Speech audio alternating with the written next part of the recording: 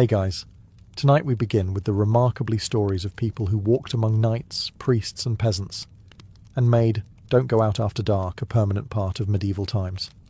So before you get comfortable, take a moment to like the video and subscribe, but only if you genuinely enjoy what I do here.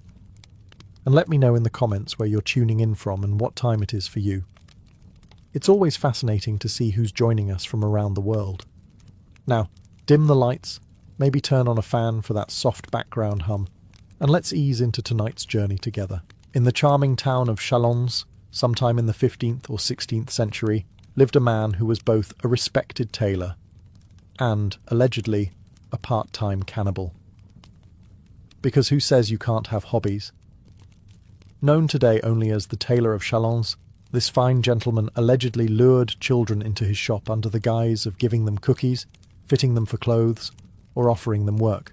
You know, classic medieval job scams. Once inside, he would murder them, butcher their bodies and here's the part where France really shines, turn them into meat pies. Yes, human meat pies. Move over, Sweeney Todd. The French may have gotten there first. It's said that he enjoyed these pies personally, but also served them to unwitting guests. So, if you ever wondered what the Middle Ages did before TripAdvisor reviews, well, this is how things went sideways. His culinary preferences went undiscovered until one particularly bold child managed to escape and sound the alarm. The townspeople, either horrified or just really tired of mystery meat, stormed his premises. What they found inside was not a humble tailor's shop. No, this was an artisanal murder boutique. Blood-stained tools, bones, preserved flesh, and enough evidence to make even the local priest throw up on the spot. He was arrested naturally, and his trial was one for the ages. When asked to defend himself, he simply admitted it. No lengthy denial. No "witches made me do it." Just a very medieval shrug. His sentence? Burned alive at the stake. As all good nightmares ended back then. Some historians argue the entire thing was a moral panic, possibly even propaganda meant to vilify minorities or heretics. But whether fact, fiction, or an exaggerated cautionary tale, the Tailor of Chalons remains a symbol of how terrifyingly thin the line between respected tradesman and unsupervised serial killer could be in the Middle Ages. Moral of the story? Always ask what's in the pie, and maybe don't trust a tailor who insists on doing fittings in the basement. If medieval France were a soap opera, Gilles de Rais would have been the wealthy noble who seemed charming at the feast, but definitely had a dungeon full of problems, literally. Before his reputation got darker than a plague-ridden alley, Gilles de Rais was a national hero, a brave knight, a companion in arms to none other than Joan of Arc. Yes, that Joan. He rode into battle under her banner, fought the English, and made everyone's grandmother proud. For a time, he was basically medieval France's golden boy, except with slightly more body armour and slightly fewer TikToks. Then Joan was burned at the stake, and Gilles went off script. After retiring from military life, and by retiring, we mean no longer legally stabbing people on behalf of the king, Gilles turned to theatre. He built stages, cast elaborate productions, and spent vast fortunes on costumes, props and actors. Which sounds charming, until you realise he was funding his hobbies by pawning family heirlooms and eventually mortgaging everything he owned, including, potentially, his sanity. But the real nightmare wasn't his spending habits. It was what was happening behind the curtain. Whispers began to circulate. Servants went missing. Travellers vanished near his estates. Alchemists visited. Black magic rituals were rumoured. Eventually, the church, not known for its chill, took notice. What they found at his castle shocked even the most hardened inquisitors. Hidden rooms, grim implements, and, let's just say, forensic science in the 1400s consisted mostly of people vomiting and shouting, "Demon." When arrested, Gilles confessed in horrifying detail. Whether out of guilt, madness, or just medieval peer pressure, he didn't hold back. Torture helped move things along, as it usually did. But there was enough physical evidence to remove all doubt. He wasn't just a killer, he had made it an ongoing enterprise. In 1440, Gilles de Rais was sentenced to death. He was allowed to confess publicly and die with a degree of repentance, which, for a man accused of atrocities that made his fellow knights queasy, was more mercy than many thought he deserved. So how does one go from holy war hero to one of the most reviled criminals in French history? Easy. Take a sharp turn after the battlefield, add a bit of unchecked wealth, sprinkle in an alchemist, and absolutely no therapy. If there was ever a medieval woman who would have absolutely dominated Instagram's self-care niche, it was Elizabeth Bathory. Noblewoman, heiress, and alleged human exfoliator. Born in 1560 to one of Hungary's most powerful families, Elizabeth had everything: land, titles, castles, and allegedly a rather disturbing nighttime routine. Forget face masks and essential oils. According to legend, she believed the secret to eternal youth was bathing in the blood of young village girls. You know, just like Gwyneth Paltrow, if Gwyneth took things way too literally. Of course, the truth, like most things in medieval history, is murky, full of political intrigue, missing records, and people with very suspicious motivations. Elizabeth was highly educated for a woman of her time. She spoke 4 languages, managed estates, and even defended her lands while her husband was off being a war hero. After he died, she ran the show alone, which in 17th century Hungary meant every male relative suddenly decided she was too powerful to be left unslandered. And so the rumours began. Peasants started disappearing. Servants were sent to her castle and never returned.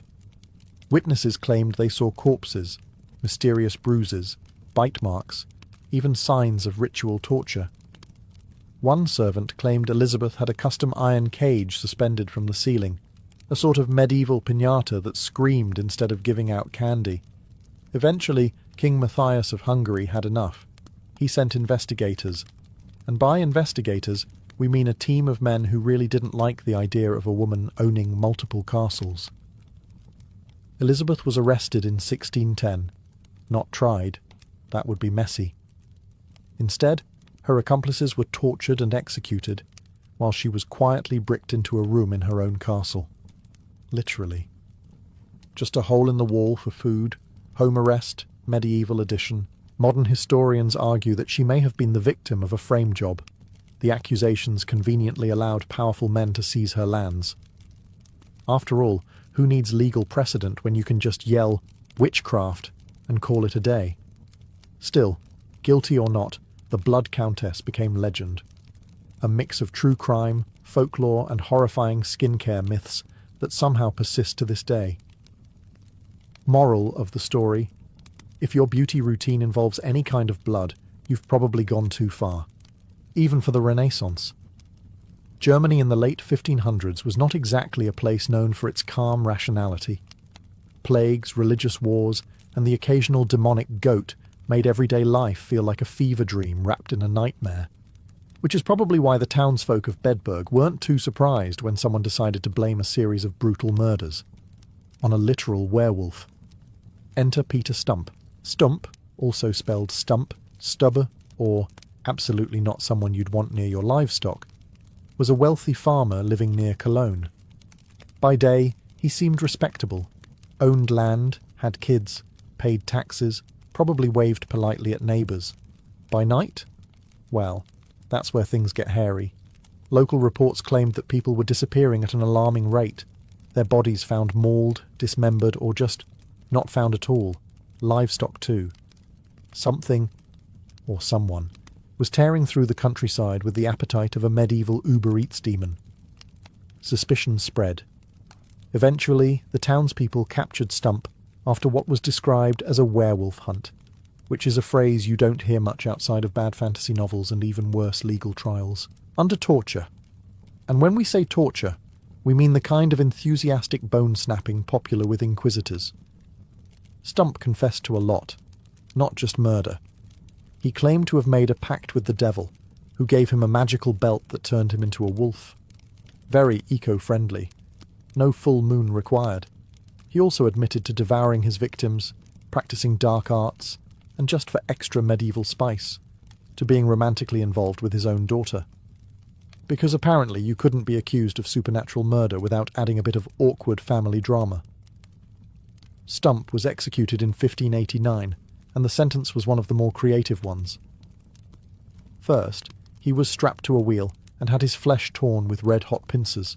Then, his limbs were broken with the blunt end of an axe. Finally, his head was cut off, his body burned, and his daughter was also executed, just in case you were worried things might end gently. To this day, historians debate whether Peter Stump was truly a monster, mentally unwell, or simply the unlucky scapegoat for a panicked, deeply superstitious society. Either way, if someone ever offers you a magical werewolf belt, maybe just stick to regular pants. Some families pass down heirlooms, others pass down recipes. The Bean family. They allegedly passed down a generational fondness for eating people. Welcome to the legend of Alexander Sawney Bean, a man who, according to 16th century Scottish folklore, decided that living in a coastal cave with his wife and eventually 40-plus offspring was just the right balance of privacy, savings, and casual cannibalism. Now, historians still debate whether Sawney ever existed. His story doesn't show up in records until centuries later, and much of it feels like a fever dream made up after too many mugs of questionable ale. But let's not let historical accuracy get in the way of a perfectly good bedtime horror story. According to legend, Sawney Bean and his wife moved into a cave on the Scottish coast near Ayrshire. The cave was deep, dark, and inaccessible during high tide, basically the medieval version of a gated community, if your idea of comfort includes dripping seawater and echoing screams. There, they raised a very large, very interconnected family. And by interconnected, we mean the Bean family tree resembled more of a circle. Incest was apparently the only thing more abundant than the body count. How did they eat? Well, they didn't farm, or fish, or trade. Instead, they ambushed travellers on nearby roads, dragged them back to their lair, dismembered them, salted the remains for later, and tossed the bones into sea cave piles. If this is starting to sound like a particularly grim episode of MasterChef, you're not alone. Over the years, hundreds of people vanished along that stretch of road. Locals suspected witches, monsters, or English tax collectors. No one thought to look inside a dank coastal cavern populated by a murderous, meat-eating commune with all the charm of a haunted sausage factory. Eventually, the king himself, usually too busy invading England or ignoring famines, got involved. A search party finally discovered the Beans' cave, along with evidence of their horrific hobby. Body parts hanging like medieval charcuterie, barrels of salted limbs, and generations of people who had never seen the sun or a vegetable. The entire clan was arrested and executed without trial. Most were burned alive. The others were hacked apart. Apparently, even 16th century justice had its limits, and patience. Real or not, the Sawney Bean story serves as a reminder. If a creepy family invites you to dinner, check what's on the menu. Now, not every medieval serial killer wore a crown or wielded an axe. Some just showed up in the night sky with a pack of spectral dogs, making noises like a haunted brass band. Enter Harlequin's hounds, a demonic hunting party from medieval European folklore, best described as Scooby-Doo meets The Purge, minus the talking dog and with a lot more screaming. In various corners of Europe, especially France, Germany, and England, people whispered of a ghostly cavalcade that tore through the night sky or woods. A host of hunters led by a shadowy figure named Harlequin, or Hurler, or Woden, depending on your zip code and local myth budget. These weren't your average ghost stories. They were warnings. Don't be out after dark, or you'll get snatched by the wild hunt and dragged into the afterlife, possibly while still alive. Very motivational. But here's where it gets suspiciously serial killery. In the 11th and 12th centuries, chroniclers started describing real deaths linked to sightings of this hunt. Bodies were found mangled, crushed, or simply vanished, usually near forests or lonely roads. Some towns even had no travel after sunset ordinances, based on the belief that the hunt was not just supernatural, but selective. It wasn't just haunting, it was harvesting. Now, were there actually spectral horsemen snatching souls into the void? Probably not. But were there people using the myth as cover to commit actual murders? Almost certainly. Think about it. You live in a superstitious village. It's pitch black outside, and someone you didn't like very much just happens to disappear after telling a drunk story about seeing a glowing rider with black hounds. Oh no, the Harlequin got him. Case closed, no investigation, no CSI, Canterbury. Some historians believe the wild hunt myth may have been inspired by roving bands of mercenaries or cultish vigilantes who used the tale as a form of psychological warfare. Kill someone, blame the hunt, ride off into the fog. It's murder meets marketing. The kicker? The myth persisted. Even centuries later, locals reported hearing hoofbeats and howling, always followed by, well, missing people. And if there's one thing the Middle Ages were good at, it's making folklore feel like a crime scene. So was Harlequin a ghost, a metaphor, or just the Middle Ages' most efficient scapegoat? Maybe all three. Either way, if you hear spectral barking after midnight, lock your doors. Or better yet, don't go wandering into forests with names like Dead Man's Hollow. Ah, Germany. Land of precision engineering, sausage variety, and, apparently, guys named Christman Gnipperteinge, whose name sounds like someone leaned too hard on a medieval typewriter while sneezing. Christman Gnipperteinge may not be as well known as Gilles de Rais or Elizabeth Bathory, but if body count is your measuring stick, he's the overachiever of medieval murderers. According to 16th century German pamphlets, the tabloids of their day, Gnipperteinge murdered 964 people over the course of a 15-year killing spree. And to be honest, after 400 or so, you'd think he'd pick up a hobby. The story goes something like this.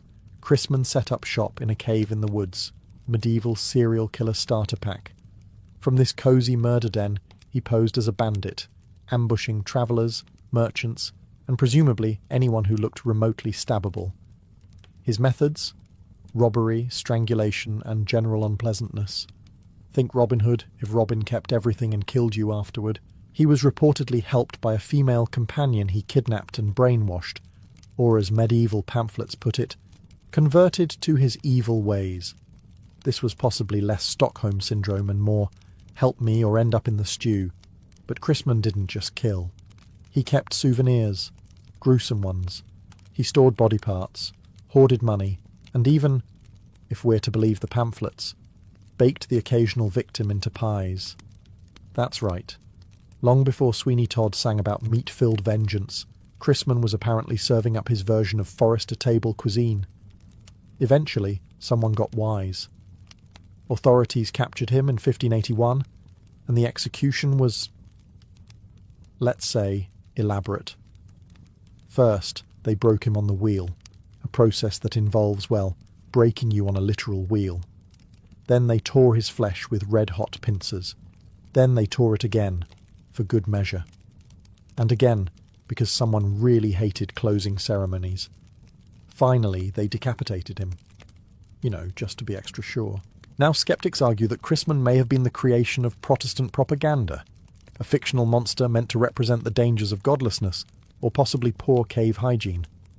But others believe his existence and crimes were all too real.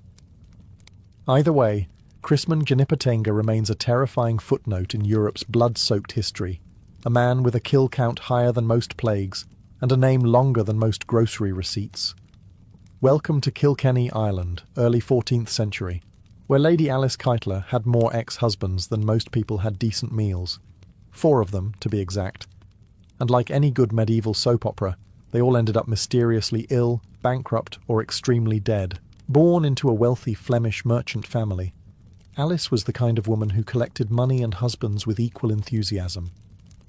By the time her 4th spouse was found wasting away in 1324, possibly the medieval equivalent of ghosting via grave, people started to wonder whether Alice had a more hands-on approach to marital conflict resolution. Now, being a strong, independent woman in medieval Ireland was already suspicious enough. But Alice also had property, money, influence, and a maid named Petronilla, who didn't know how to keep a secret under torture. That's when Bishop Richard de Ladrede entered the chat. The good bishop had the energy of a man who had read one book on witchcraft and decided it was time to start a crusade. He accused Alice of heresy, sorcery, demon worship, love potions, and, most entertainingly, communicating with a demon named Robin Artisan, who, by the way, supposedly visited her in the form of a black, shaggy dog. That's right. Ireland's first demon-possessed serial killer may have also been a crazy dog lady. But here's the twist. Alice escaped. Possibly bribed some guards, possibly rode off into the mist on the back of Robin Artisan himself. Either way, she was gone. Vanished. Poof. Meanwhile, poor Petronilla, her maid, was left holding the cauldron and was burned at the stake for witchcraft, making her the first person in Ireland officially executed for heresy. To this day, Alice Keitler's guilt remains a hot debate. Was she a clever killer, hiding behind wealth and status, or the victim of misogyny, paranoia, and one bishop's very weird fan fiction? Either way, she made history, as the first woman in Ireland accused of witchcraft, possibly the most infamous poisoner in the country's medieval history, and a sharp reminder that if your maid starts talking during an inquisition, it's already too late. Rome, city of popes, poets, and one teenage girl who turned parricide into something halfway sympathetic. Beatrice Cenci was born in 1577 to a noble Roman family that had a lot of money, a lot of power, and absolutely zero chill. Her father, Francesco Cenci, was by all accounts a grade-A monster, rich, arrogant, and the kind of man who believed discipline included locking his family in castles, and allegedly far worse things that polite scripts like this only hint at. Francesco's rap sheet included violence, exploitation, and a general talent for making everyone around him fantasize about his funeral. Rome knew. The authorities knew. The Pope even knew. But because Francesco was rich and well-connected, nothing ever stuck. It's the classic Renaissance legal strategy. If the bribes fit, you must acquit. So what's a traumatized daughter to do? Well, murder. In 1598, Beatrice, her stepmother Lucrezia, and her brother Giacomo decided enough was enough. They allegedly drugged Francesco, bashed his head in with a hammer, and, just to be sure, threw him off a balcony. Because nothing says natural causes, like blunt force trauma and a fall. Of course, this wasn't CSI, Vatican.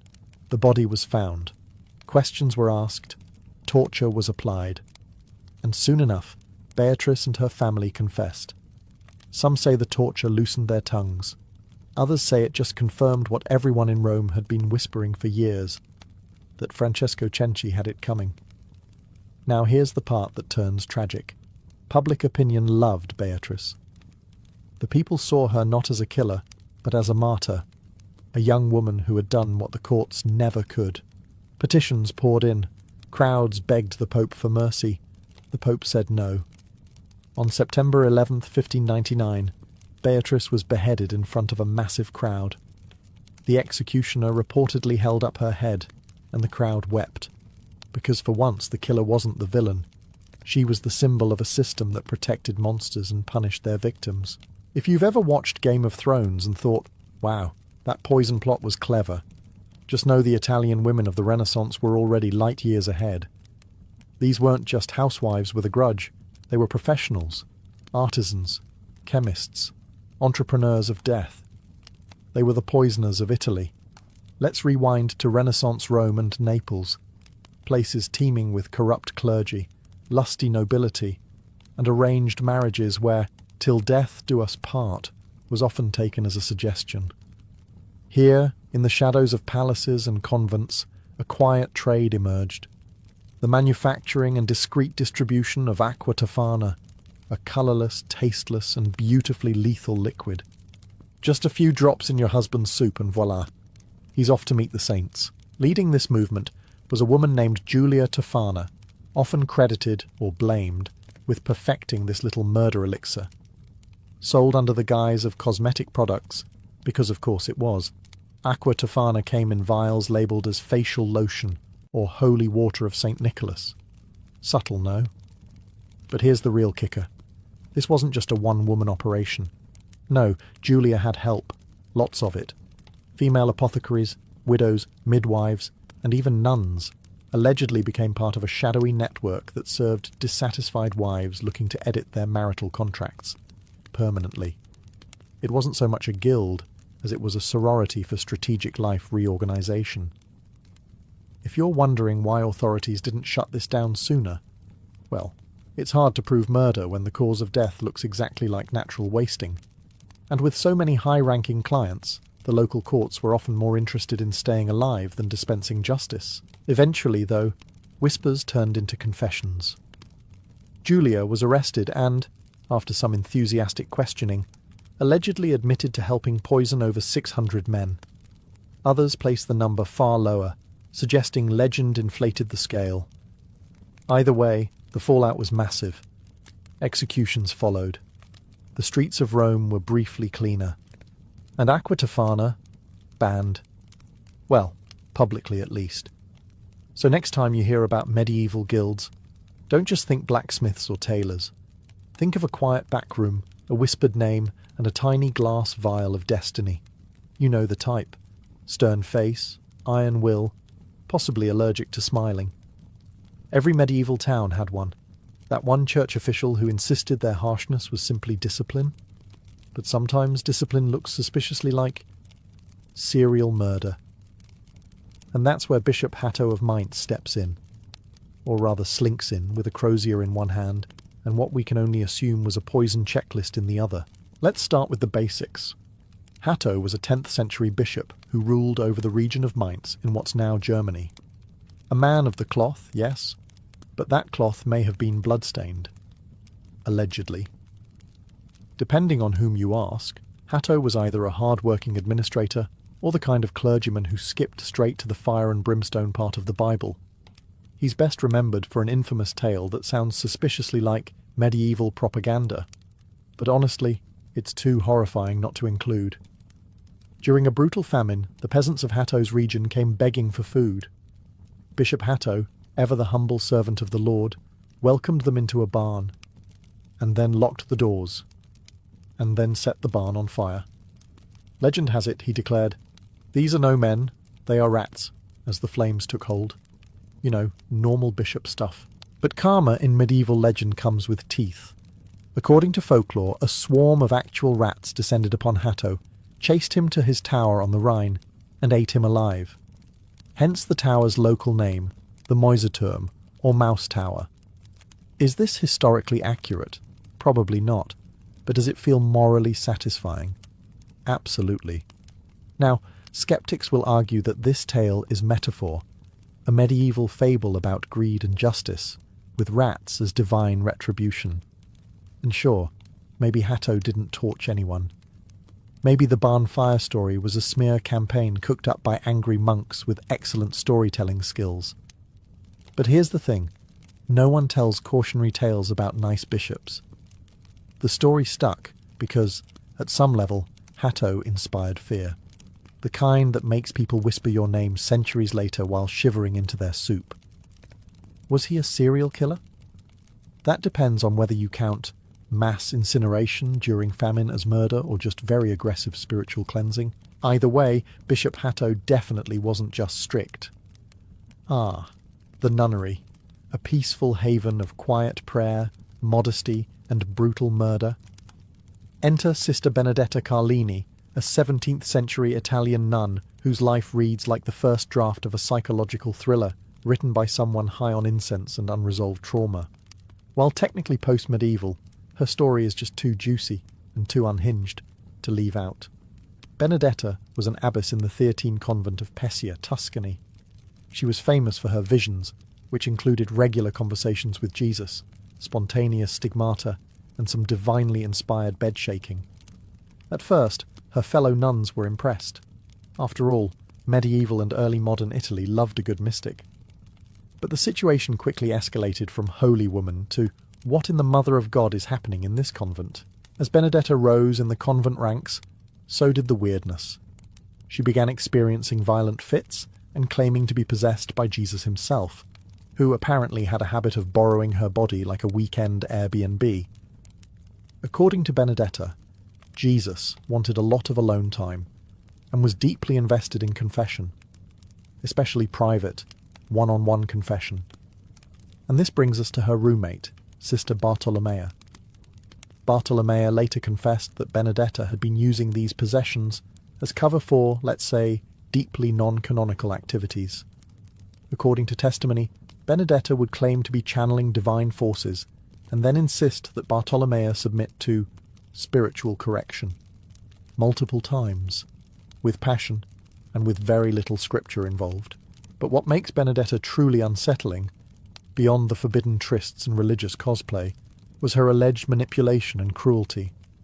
Witnesses claimed she psychologically dominated other nuns, doled out harsh punishments, and even used her divine visions to silence dissent. Several deaths occurred under mysterious circumstances in her convent, and while she was never formally charged with murder, let's just say it wasn't exactly a spiritually uplifting place. Eventually, the church caught wind of the scandal. A formal investigation was launched, and Benedetta was stripped of power and imprisoned within the convent for the rest of her life. The church, in classic damage control mode, buried her story, which was then rediscovered centuries later, to the horror and fascination of modern historians. So was Benedetta Carlini, a victim of religious hysteria, a misunderstood mystic, or just a really clever predator in a wimple. Either way, confession has never sounded quite so ominous. Some people paint, some collect coins, and some, if you're Cardinal Robert of Geneva, treat mass murder like it's a team sport. Let's set the bloody stage. It's 1377, and Cesena, a picturesque little town in northern Italy, made the mistake of mildly questioning papal authority. That's like telling a medieval pope his hat looks a bit much. Heresy, sedition, cue the overreaction. Enter Cardinal Robert of Geneva, who would later become Pope Clement VII, not to be confused with the Clement who made wine. This one made body piles. The papal states were in chaos at the time, with Italian city-states doing what Italian city-states do best, switching sides like they're in a medieval reality show. Cesena had revolted, or maybe sneezed the wrong way, and the church decided to make an example out of them. And by example, we mean war crime. Cardinal Robert, accompanied by John Hawkwood, a charming English mercenary who never met a paycheck he didn't like, marched into Cesena with a bunch of French and Breton troops. The town had already surrendered under peaceful terms, thinking things were sorted. Classic mistake. Once inside, the army began a 3-day massacre. And not just of rebels. We're talking civilians, priests, old men, and anyone who couldn't outrun a guy with a sword and poor impulse control. Between 2,000 and 5,000 people were slaughtered. That's not a cleansing. That's a medieval purge with paperwork. Robert later defended himself by claiming the massacre was necessary to restore order. You know, in the same way using a flamethrower on a fly is technically pest control. So, was he a serial killer? Technically, no. He didn't stalk individual victims. He wasn't doing it for pleasure. But here's the twist. He did it more than once. Cesena wasn't an isolated case of oops, too much smiting. Robert had a pattern of solving problems with fire, blades, and mass panic. And he got promoted for it. He became an anti-pope, which is like a regular pope, but with more political drama and significantly worse Yelp reviews. Robert of Geneva earned the nickname the Butcher of Cesena, not by his enemies, but by the people chronicling the event. When your historical nickname sounds like it belongs on a deli sign but involves thousands of corpses, you've probably crossed a line. Moral of the story: never trust a cardinal with a sword and something to prove. Grave robbing in medieval Europe was, believe it or not, a booming cottage industry. While modern people might complain about student loans or housing prices, medieval peasants had slightly different side hustles, like looting fresh graves, selling teeth, and occasionally misplacing the definition of deceased. Welcome to the cheerful tale of the resurrection men, not to be confused with literal resurrection, which they were not qualified for. though they often gave it a go anyway. These weren't your standard post-burial grave robbers. No, this gang specialised in pre-burial withdrawals. Let's focus on one case from 14th century Bohemia, where a particular band of gravediggers/opportunists developed a habit of helping people pass on before they actually had. In other words, if someone looked a bit pale, a bit limp, or, heaven forbid, merely unconscious, the resurrection men might decide to help nature along with a shovel, or a rock, or, in one recorded case, just by burying them anyway. These were rough times. Death was practically a roommate. Plague, famine, inquisitions, wolves with too much free time, and amidst this chaos, the line between almost dead and actually dead got a little blurry. For grave robbers paid by the corpse, that line was especially negotiable. The profession attracted people with, shall we say, flexible ethics. One Bohemian ring was accused of suffocating plague victims before they were fully gone. Why? Because corpses are easier to transport than people who are still breathing and screaming about being kidnapped. They'd then sell the bodies to medical students, alchemists, or overly curious monks, or worse, use them to fake martyr relics and get rich selling holy femurs of St. Kevin. Never mind that St. Kevin never made it past Slovakia. The church was horrified, obviously, but also secretly intrigued, because corpse-based miracles were kind of their thing. Authorities eventually caught on when one dead man woke up mid-sale, which tends to kill the resale value and cause shouting. So, were they serial killers? Not in the traditional hunting in alleyways sense, but their tally of early departures suggests a professional interest in expedited expiration. And in medieval times, that's really all it took to join the club. In modern times, we have criminal profilers, DNA testing, CCTV, and that one neighbour who always knows too much about everyone's business. But in medieval times, if someone got murdered in the woods and no one was around to see it, well, it was basically just Tuesday. Let's talk about the ones we never caught. The silent monsters who roamed without names, motives, or even half-decent sketches. They left no journals, no manifestos, just a trail of conveniently missing villagers and the occasional cryptic stain in a barn. Case in point, the werewolf of Poligny. In 1521, France, yes, we're fudging the medieval cut-off by about 20 years, but trust me, nobody had updated their ethics software yet. Villagers were found ripped apart, not stabbed, not beaten, torn. Naturally, this led to the only logical explanation: werewolves. 3 men were eventually arrested and confessed, but if you've ever tried saying "I'm not a werewolf" while being mildly waterboarded with wine and guilt, you'll understand why confessions in medieval Europe aren't exactly reliable. Then there's the Crossroads Killer in Eastern Europe, a series of unsolved disappearances near merchant routes between Poland and Ruthenia. Bodies, when found, were often mutilated and dumped near crossroads, a traditional dumping ground for anything unholy, including old boots, pagan idols, and apparently serial killers' leftovers. The crimes were blamed on everything from highwaymen to witches to demonic woodcutters. The real killer? We'll never know. Let's not forget the monastery murders of Devon, circa 1304. 4 monks disappeared over a single winter. Locals blamed wolves. Wolves, for their part, issued a formal denial. A 5th monk survived and was found naked, muttering about the one in the red hood. No culprit, no trial, just lots of awkward silence and hastily rewritten abbey records. These phantom killers had several advantages. 1. They lived in an era where death was expected. 2. Witnesses could be bribed with a chicken and some fear of hell. And 3. No fingerprints, no forensics, and definitely no podcasts about their crimes. So when we talk about the most notorious medieval serial killers, spare a thought for the ones who never made it into the annals. Not because they weren't brutal, but because they were just that good at staying in the shadows.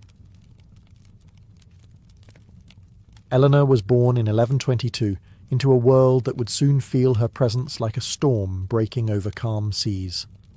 She was the daughter of William X, Duke of Aquitaine, and Eanor de Châtellerault, and from her earliest years she absorbed the culture and grandeur of one of Europe's richest duchies. Aquitaine was not some backwater county.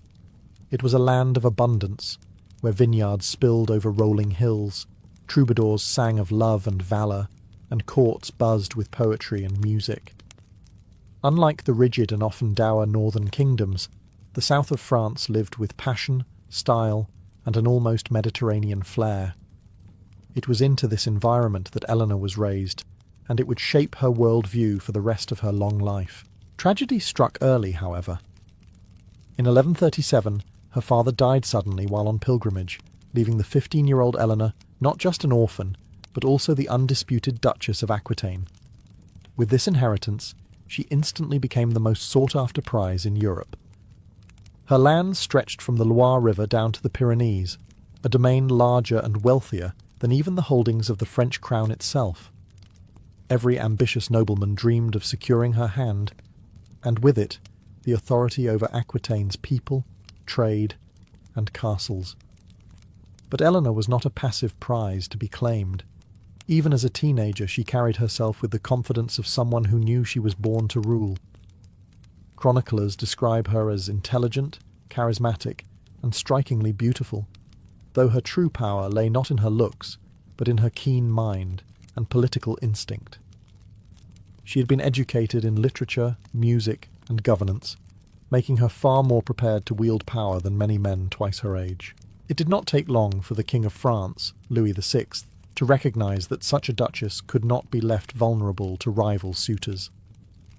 He swiftly arranged for Eleanor to marry his son and heir, the young Louis VII. Within months of her father's death, Eleanor was escorted north, surrounded by an armed guard to ensure her safety. The girl from the cultured courts of Aquitaine was about to enter a harsher, colder world, the throne of France. Eleanor of Aquitaine had begun her journey, not as a quiet bride, but as a ruler in her own right, and she was only just getting started. At just 15, Eleanor was thrust into a new role, Queen of France. Her marriage to Louis VII in 1137 was not the union of equals she might have imagined. It was a collision of two very different worlds. Louis, raised in a cloistered, pious environment, had once been destined for the church before the unexpected death of his older brother made him heir to the throne. He carried into marriage a monk's austerity, preferring prayer and ritual over laughter and feasting. Eleanor, by contrast, embodied the spirit of Aquitaine, vibrant, confident, and steeped in a culture that prized art, music, and poetry. Their union was less a meeting of hearts than a merger of political necessity. Paris, where Eleanor was now expected to rule beside her husband, felt bleak and cold compared to the warm, cultured south she had left behind. The French court was dominated by rigid traditions and suspicious courtiers, many of whom viewed Eleanor's independence as dangerous. They whispered about her boldness, her fashionable clothes, and her insistence on bringing troubadours and poets into the royal household. To the conservative elite, she was too outspoken, too flamboyant, too much. Yet Eleanor refused to shrink herself. She infused Paris with Aquitaine's love of refinement, commissioning music and literature, and setting the stage for what would later evolve into the ideals of courtly love. Still, her marriage with Louis quickly revealed its cracks. He was cautious, often indecisive, and more interested in spiritual matters than political manoeuvring. Eleanor, on the other hand, had been raised to govern and expected to be heard. Her sharp tongue and unflinching honesty frequently clashed with Louis's timidity. She mocked his hesitations, while he bristled at her ambition. Their differences, far from complementing one another, grew into sources of tension. Yet even in these early years, Eleanor showed the qualities that would make her one of Europe's most remarkable rulers. She advised her husband on matters of state, involved herself in diplomacy, and began to cultivate her own networks of influence. Though Louis was king, it was Eleanor's wealth and authority over Aquitaine that gave the crown much of its power. Without her, the French monarchy would have been far weaker. By the time the call for the Second Crusade sounded, Eleanor was not just Queen of France. She was a woman determined to prove that she was more than a decorative consort. She was ready to take her ambitions onto the world stage. In 1147, the call went out across Christendom. The Second Crusade had begun. The fall of Edessa to Muslim forces shocked Europe, and Pope Eugenius III rallied the faithful to reclaim the Holy Land. Louis VII, eager to prove himself as a devout Christian king, quickly took up the cross. But what shocked contemporaries was Eleanor's decision. She too vowed to go east, not as a passive queen, but as a leader in her own right. Her choice was bold, even scandalous. Few women of her rank joined crusades, and even fewer did so with the determination to lead their own vassals. Eleanor summoned knights from Aquitaine, many loyal more to her than to her husband, and announced she would accompany them to the Holy Land. Chroniclers record the shock of the French nobility. Here was a queen not content to wait in Paris, but demanding a sword-bearing role in the most sacred war of the age. As the armies marched, Eleanor became a figure of fascination. She travelled at the head of her retinue, dressed in armour, commanding attention wherever she went. Troubadours would later romanticize her presence, claiming she embodied the very ideals of chivalry and courtly love. Yet her involvement also sowed discord. Louis, already insecure about his authority, found himself overshadowed by his wife's charisma and decisiveness. Soldiers whispered that they would rather follow Eleanor than their hesitant king. The crusade itself was a disaster. Poor planning, squabbling leaders, and treacherous terrain turned the French army's march through Anatolia into a nightmare of starvation and ambush. By the time they reached Antioch, morale was broken. It was here that Eleanor's influence reached its height, and her marriage began to unravel. Raymond of Poitiers, her uncle and the Prince of Antioch, welcomed her with open arms.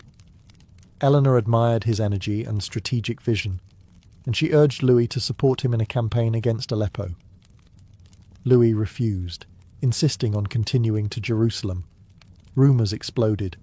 Chroniclers suggested Eleanor and Raymond were too close, perhaps even lovers. Whether gossip or truth, the scandal spread like wildfire. Louis, humiliated, ordered Eleanor to leave Antioch with him by force. The crusade limped on, achieving nothing of note, but the damage was done. When the royal couple returned to France, their marriage was beyond repair. The crusade had shown the world two truths. Louis was an ineffectual king, and Eleanor of Aquitaine was a woman who would not be silenced. By the early 1150s, Eleanor's marriage to Louis VII was in tatters. The crusade had left scars too deep to ignore. Whispers of infidelity, political disagreements, and above all, the absence of a male heir.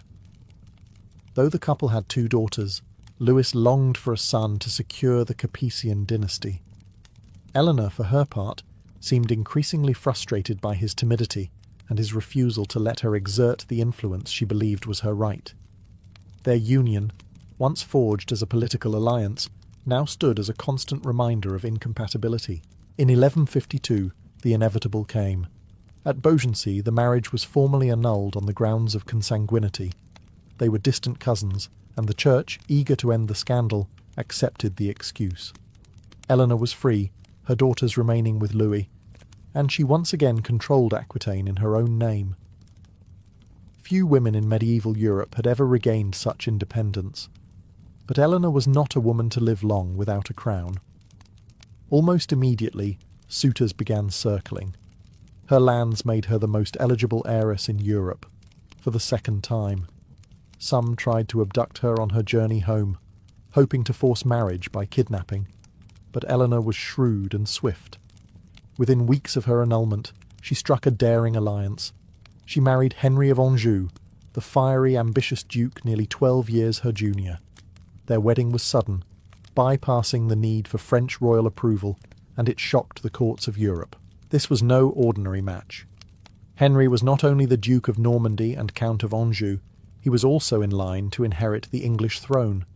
Their union fused Aquitaine, Normandy and Anjou into a vast power block that rivaled and even threatened the French crown itself. When Henry became King of England in 1154, Eleanor was once again a queen, but this time not of a single kingdom. She was queen consort of an empire stretching from the Scottish borders to the Pyrenees. Her second marriage was not built on romance, but on raw power and ambition. Eleanor had moved from being the frustrated consort of a timid king to the partner of one of Europe's most dynamic rulers. But as she would soon learn, life with Henry would bring both triumph and turmoil.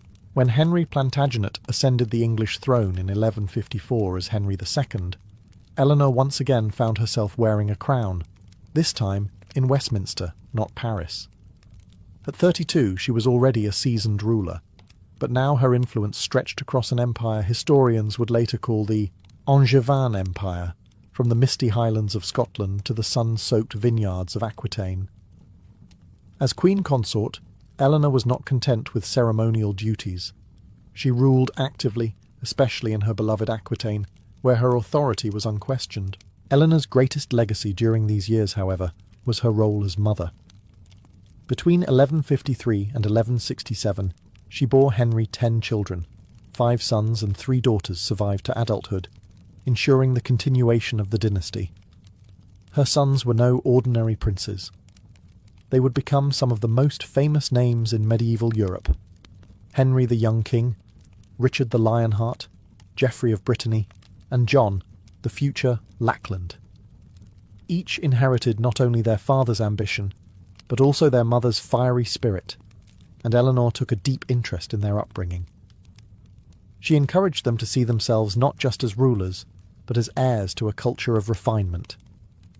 In her courts, she invited troubadours, poets, and scholars, exposing her children to the ideals of chivalry and courtly love. While Henry focused on law, administration, and expanding his dominion, Eleanor created a cultural identity for the dynasty that set it apart from the dour traditions of northern monarchies. But her marriage to Henry was far from blissful. Though united by ambition, the two were equally strong-willed, and sparks often flew. Henry was notoriously unfaithful, fathering children with mistresses, and Eleanor's pride bristled at the humiliation. The couple spent increasing time apart, Eleanor often ruling Aquitaine independently while Henry managed affairs in England and Normandy. Still, their political partnership remained formidable, their combined lands dwarfing the holdings of the French crown. As her sons grew, Eleanor poured her energy into preparing them for rule. But in doing so, she also planted the seeds of rebellion. Her loyalty was never blind. She believed her children should have power of their own, not remain under Henry's iron grip. And when her sons turned against their father, Eleanor would make a decision that shocked Christendom. She would side with them, even against her king. The queen who had once marched on crusade was about to march into family rebellion. By the 1170s, Eleanor's marriage to Henry II had soured beyond repair. Once bound by shared ambition, the couple had grown into bitter rivals. Henry's relentless expansion of royal authority and his endless string of mistresses had humiliated Eleanor. Worse still, he refused to grant their grown sons real power, keeping them dependent while he ruled like an emperor. For Eleanor, this was not just a personal insult. It was a dangerous political miscalculation. Their sons, restless and ambitious, were ready to rebel, and Eleanor was prepared to help them. In 1173, the storm broke.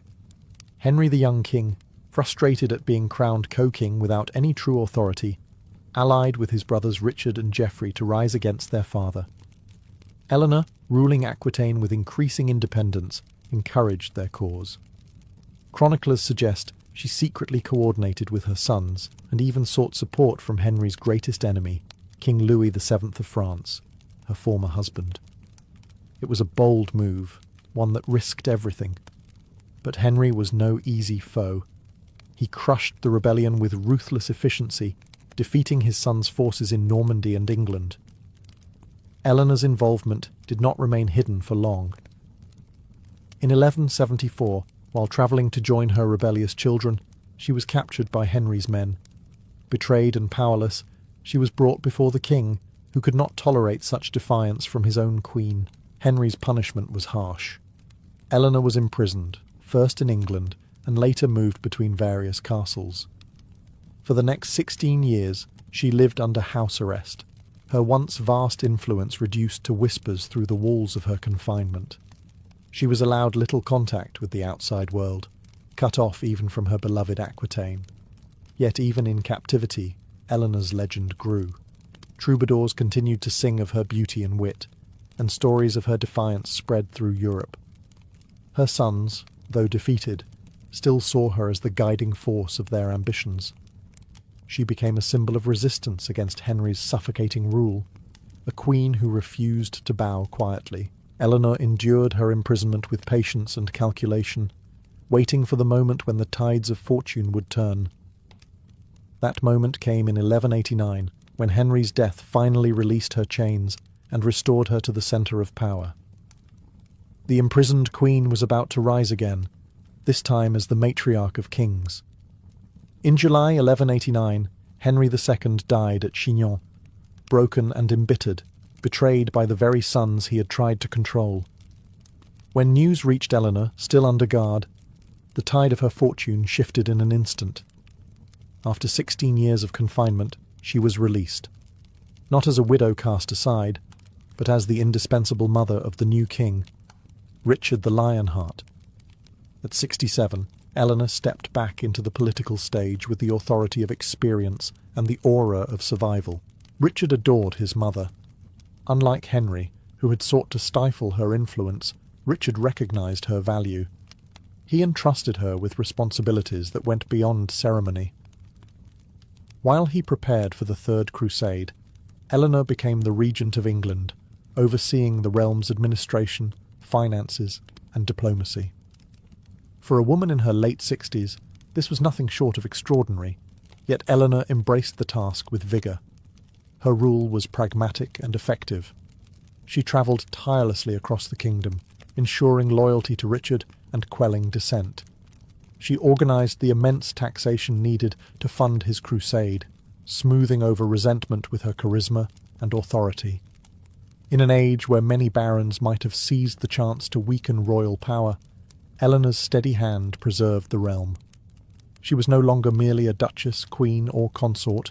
She was a matriarch governing in the name of her son. When Richard departed for the Holy Land in 1190, Eleanor's role became even more critical. She not only safeguarded his kingdom, but also navigated the delicate politics of succession. With Richard gone, whispers swirled about his younger brother John, ambitious, impatient, and eager to claim power. Eleanor worked tirelessly to suppress these ambitions, warning nobles against betrayal and securing Richard's position from afar.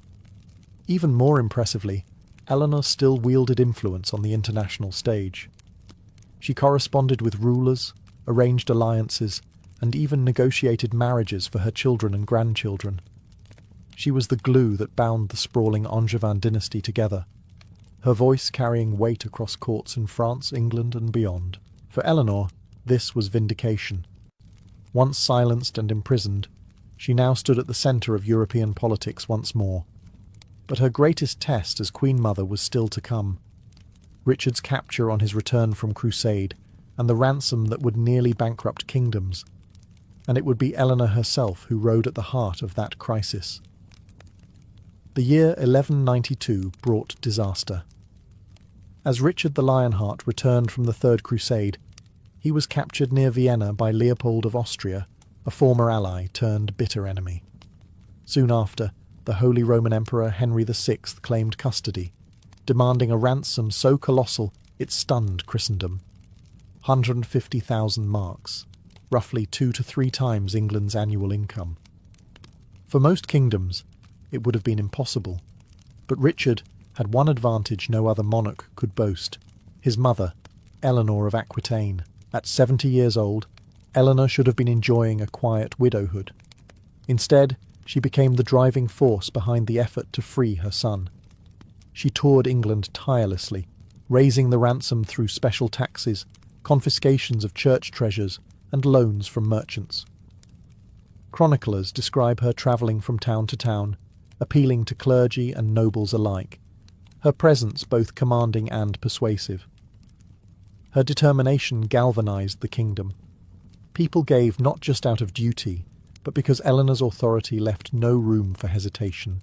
Yet even as she fought to save Richard, Eleanor faced another battle, her youngest son, John. True to form, John attempted to exploit his brother's imprisonment by scheming for the crown. He allied with Philip Augustus of France, Richard's longtime rival, and plotted to seize control of England.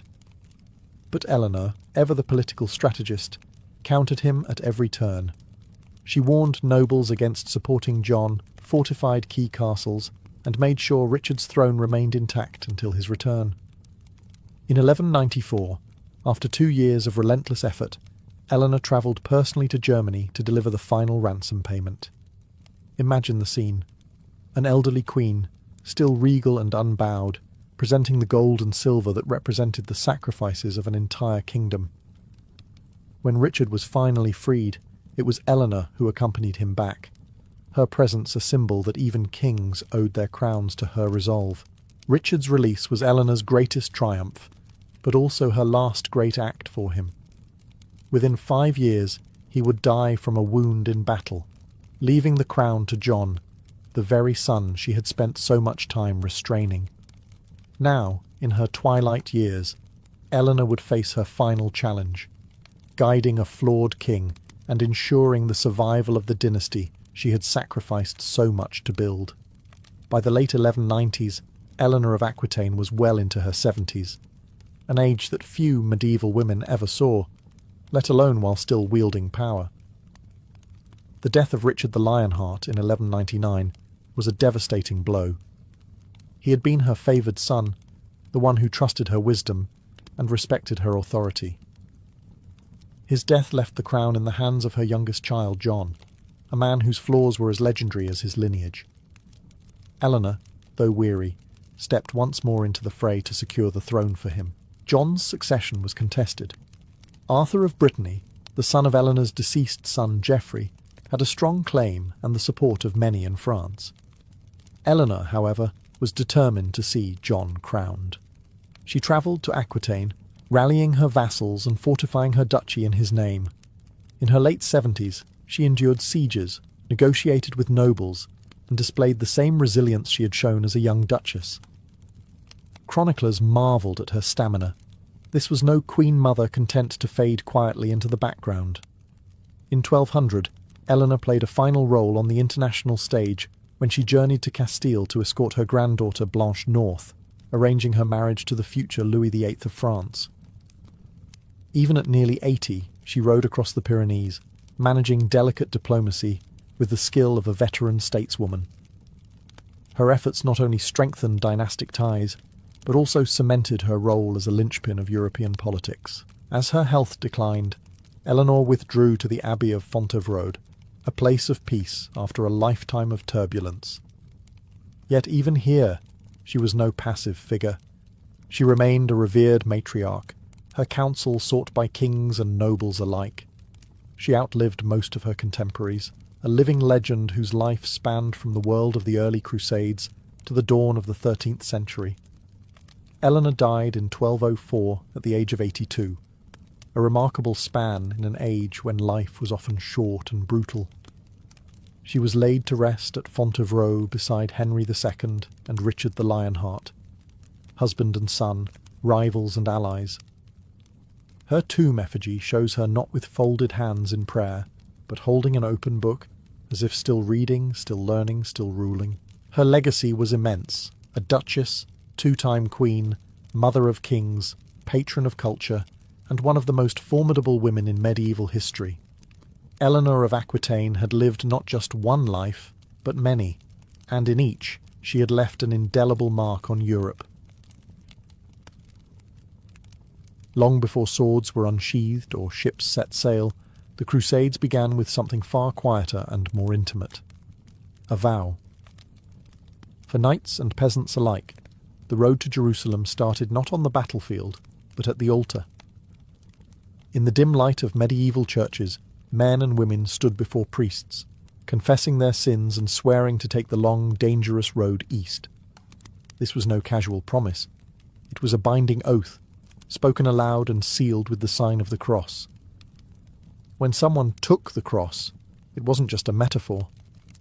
The priest would bless strips of cloth, shaped into small red crosses, and sew them onto the pilgrim's cloak or tunic. That symbol instantly transformed the wearer.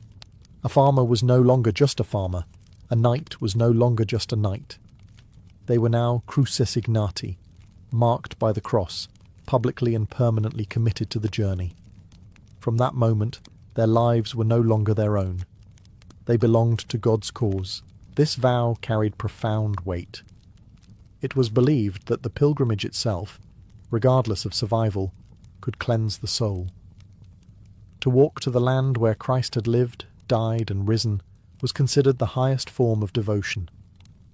And the risks were enormous. Pilgrims knew they might never return. Bandits, disease, starvation, and war made the road to Jerusalem one of the most perilous undertakings of the Middle Ages. Yet still, people flocked to swear the vow. For knights, the commitment was doubly heavy. They were not only promising to walk the pilgrim's road, but also to defend it with their swords. The crusade was framed as both journey and war, a march of penance that would end, if God willed it, with the liberation of the Holy Sepulchre. For commoners, the vow often meant abandoning farms, families, and entire livelihoods. To take the cross was to embrace uncertainty, trusting that heaven itself was watching. This act of devotion was deeply public.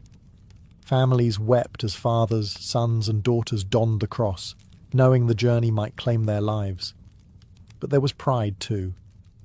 In towns across Europe, pilgrims became walking symbols of faith, marked by the simple red cloth that told the world they were bound for Jerusalem. The Crusades, then, began not in blood, but in faith, each campaign fueled first by the whispered words of a vow and the quiet courage it demanded.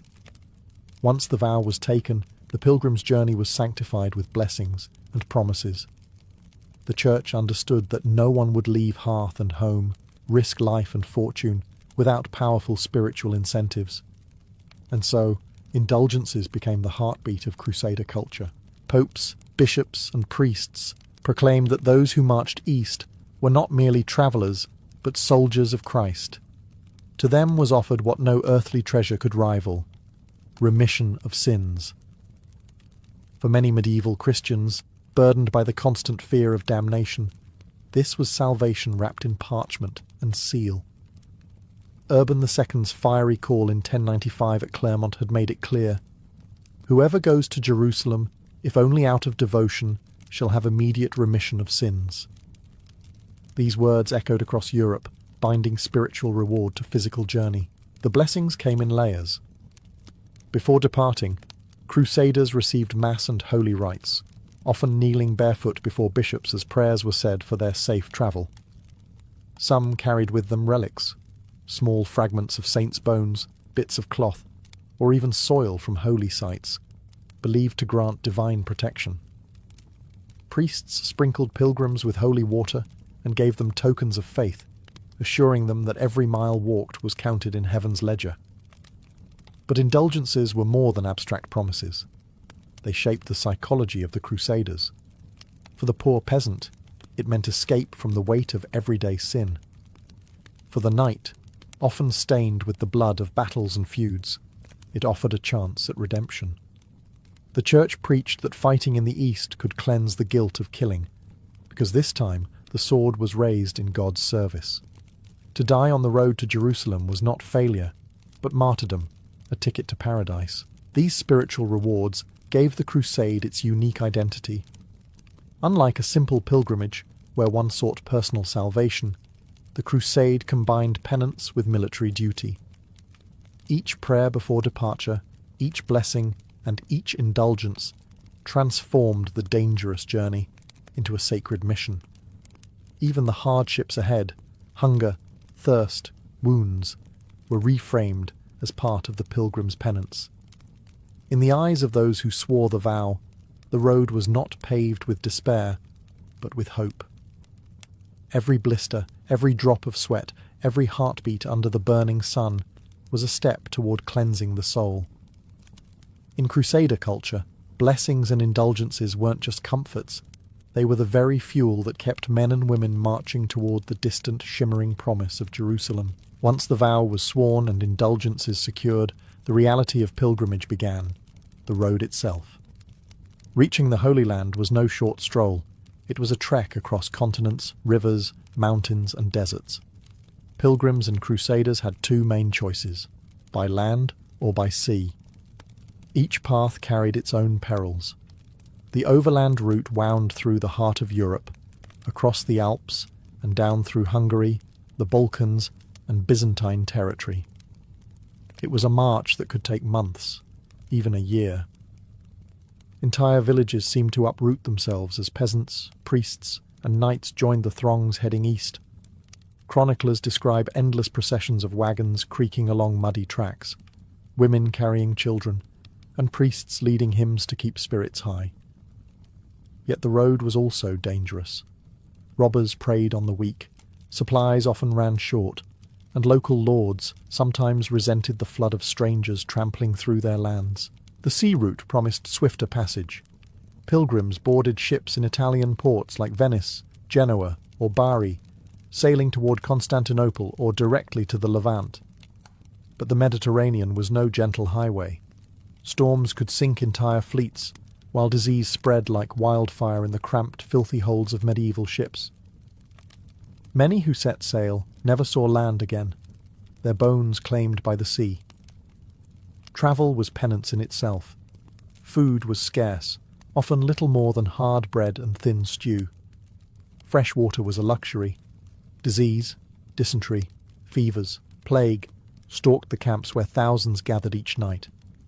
Those who survived bore the marks of the road, blistered feet, gaunt faces, and scars from encounters with brigands or hostile locals. Yet the hardships were also bound with ritual. Pilgrims stopped at shrines along the way, praying before relics that promised protection. In Byzantium, they marvelled at Hagia Sophia's domes, feeling they had stepped into heaven's vestibule. Each stop reminded them that their suffering had meaning, that every mile brought them closer to Jerusalem. The road became a theatre of contrasts, faith and fear, devotion and despair. Some dropped out, returning home in shame. Others pressed on, driven by the belief that the journey itself was a holy act, worth every drop of sweat and blood. For in Crusader culture the destination was glorious, but the road, the grueling, punishing, sanctified road, was itself part of salvation. For those who survived the long, punishing journey, the sight of Jerusalem was overwhelming. Pilgrims who had trudged across Europe or braved the storms of the Mediterranean often wept when they first glimpsed the city's walls. Chroniclers describe men and women falling to their knees, kissing the ground, and praising God with tears streaming down their faces. To them, this was no ordinary destination. It was the earthly heart of heaven. The rituals of arrival were deeply symbolic. Pilgrims entered the city barefoot, a gesture of humility, and often circled its walls in silent reverence. Many went directly to the Church of the Holy Sepulchre, the site where Christ was believed to have been crucified, buried, and resurrected. To kneel before the tomb was the ultimate goal of their pilgrimage. They touched the stone of the anointing, lit candles, and sometimes pressed small relics against the sacred rock, believing it absorbed holiness. For knights who had come with sword in hand, this moment carried the weight of justification. All the battles and bloodshed were sanctified by reaching this shrine, but Jerusalem was not the only holy site. Pilgrims climbed the Mount of Olives, where Christ had ascended, and walked the Via Dolorosa, retracing his steps to Calvary. They prayed in Bethlehem at the Church of the Nativity, and some ventured to Galilee to see the sea where Christ had walked upon the waters. Each site was a layer in the spiritual map of salvation, a living text of the Bible laid out in stone and earth. For commoners, these visits were acts of awe and devotion. For knights and nobles, they also reinforced the Crusade's central idea. This was holy war fused with holy pilgrimage. The relics they touched, the blessings they received, and the indulgences granted upon completing the journey all tied their spiritual fate to the land itself. The arrival was often capped with confession and communion, sealing the pilgrim's spiritual achievement. Some shaved their heads or donned simple garments as a sign of rebirth. Others brought back tokens, oil from lamps at the sepulchre, or small crosses made from local wood as proof of their accomplishment. To step into Jerusalem was to step into the centre of the medieval imagination. For a Crusader pilgrim, Reaching the Holy Land was not the end of the journey, but the crowning act of faith, where the physical world and the divine seemed to meet. For Crusader pilgrims, the Holy Land was not only a place of prayer, but also a treasury of sacred objects. Few returned home empty-handed. To touch, carry, or even own a fragment from Jerusalem was to bring back proof of devotion, a piece of sanctity that could transform one's household, chapel, or village. The most coveted treasures were relics. Some were grand, claimed splinters of the true cross, drops of Christ's blood preserved in crystal vials, or shavings of saints' bones encased in golden reliquaries. These were objects that bishops and princes sought, not only for their spiritual value but for the prestige they brought. To house such a relic elevated a church into a pilgrimage centre of its own, drawing visitors, offerings, and power. But relics weren't reserved only for kings and bishops. Common pilgrims collected humbler tokens, small crosses carved from olive wood, bottles of oil from lamps burning in the church of the Holy Sepulchre, or flasks filled with water from the Jordan River. These ampullae, stamped with holy symbols, were worn around the neck or displayed at home as visible proof of the journey. Some were even believed to offer healing, as if the holiness of the land itself had seeped into the object. Knights, too, returned with relics, often carrying them into future battles. A piece of cloth touched to the sepulchre might be stitched into a banner. A carved cross might be fastened to a sword's hilt. These relics were not only signs of faith, but talismans of divine protection in warfare. For Crusader culture, relics blurred the line between spiritual devotion and martial duty. The trade in these objects was brisk. Local craftsmen in Jerusalem and Bethlehem catered to the demand, producing carved souvenirs and holy tokens for waves of pilgrims. Some accused unscrupulous sellers of passing off common trinkets as sacred treasures. But for many buyers, authenticity mattered less than the personal memory the item carried. When pilgrims returned home, their relics and souvenirs became part of their identity. Displayed in parish churches, they inspired awe among neighbours who had never left their village. Stories of the journey were retold beside the relics, binding communities to the larger narrative of Christendom. In Crusader culture, the relic was more than a keepsake. It was living proof, a fragment of the Holy Land that whispered of sacrifice, endurance, and the sacred journey completed. To medieval Christians, pilgrimage was not meant to be easy. Hardship was the very point. The Crusades, framed as armed pilgrimages, embraced this idea fully.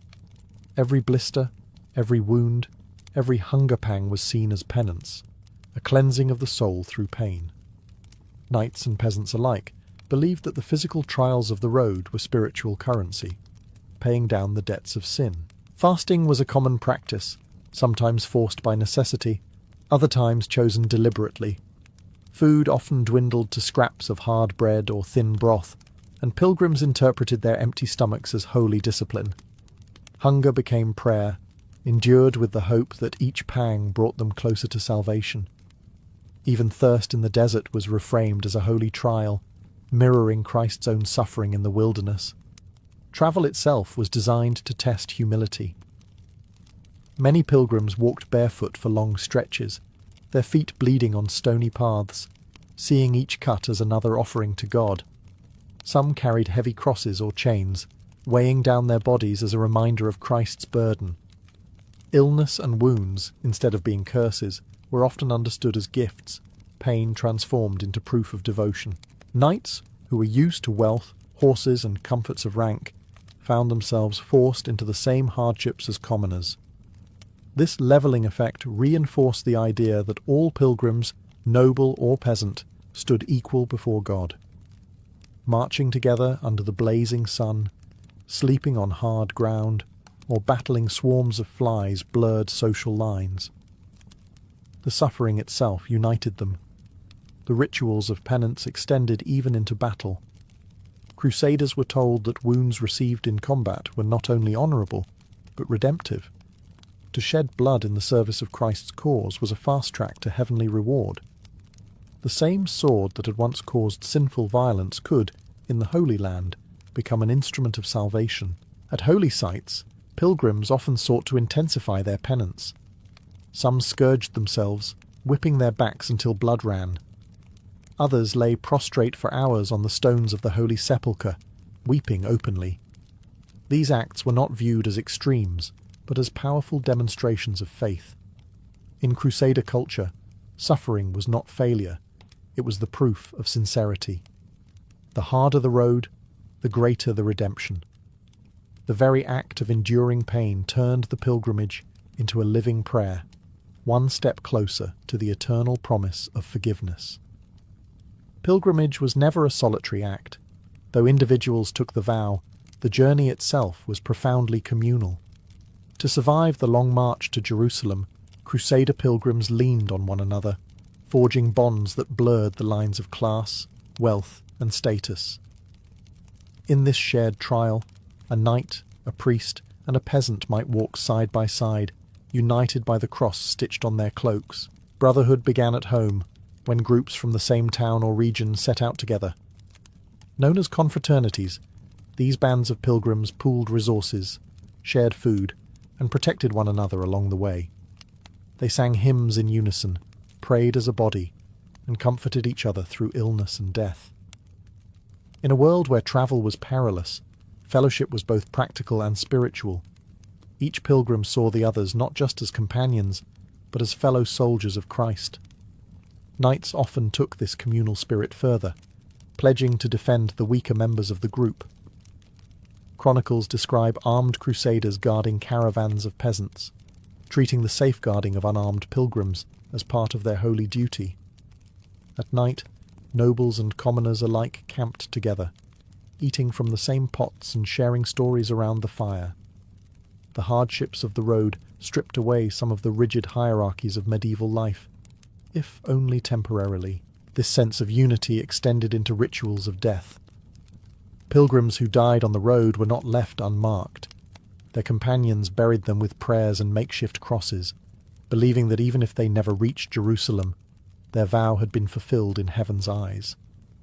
In this way, every member of the group carried the weight of the others, ensuring that no pilgrim's sacrifice was forgotten. The Brotherhood of the Cross also inspired the rise of formal military orders, like the Knights Templar and Hospitallers. These groups institutionalized the idea of defending pilgrims, creating permanent communities dedicated to both martial protection and spiritual service. They became symbols of the fusion between pilgrimage and warfare, embodying the communal ethos of the crusade on a grand scale. On the pilgrim road, loneliness gave way to solidarity. Every hymn sung, every burden carried, every grave dug deepened the sense that they were more than individuals. They were a body of Christ's faithful, journeying together toward redemption. The road to Jerusalem was brutal, but it was never walked alone.